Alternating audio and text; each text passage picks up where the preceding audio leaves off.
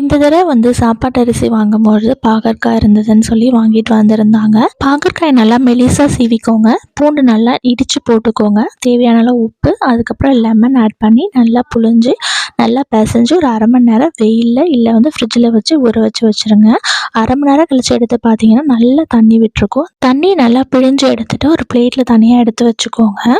எனக்கு வந்து இந்த அளவுக்கு வந்து தண்ணி வந்திருக்கு. நீங்கள் பாகற்காய் தண்ணி குடிப்பீங்கன்னா நீங்கள் நல்லா தண்ணி ஆட் பண்ணி குடிச்சிக்கலாம். ஒரு கடாயை வந்து நல்லா வந்து சூடு பண்ணிக்கோங்க. அதில் வந்து எண்ணெய் லைட்டாக ஊற்றிட்டு பாவக்காய் வந்து அப்படியே வந்து நல்லா வதக்கிக்கிட்டே இருக்கணுங்க. ஹை ஃப்ளேமில் வச்சு பக்கத்துலேயே நின்று வதக்குங்க. நல்லா வந்து கலர் மாறி வரும். ஏன்னா நம்ம லெமன் போட்டிருக்கிறதுனால கலர் நல்லாவே மாறி வரும். அதுக்கப்புறம் நல்லா ஓரளவுக்கு வந்ததுக்கப்புறம் மிளகாத்தூள், உப்பு போட்டு நல்லா ரோஸ்டட் ப்ரௌன் வர வரைக்கும் வறுத்து எடுத்துக்கோங்க. அவ்வளோதான், நம்ம சூப்பரான பாவக்காய் ரெடி ஆகிடுச்சு. சாம்பாருக்கு செம்ம சூப்பராக இருக்கும். ஓகே ஃப்ரெண்ட்ஸ், இன்னொரு வீடியோவில் பார்க்கலாம். பாய்.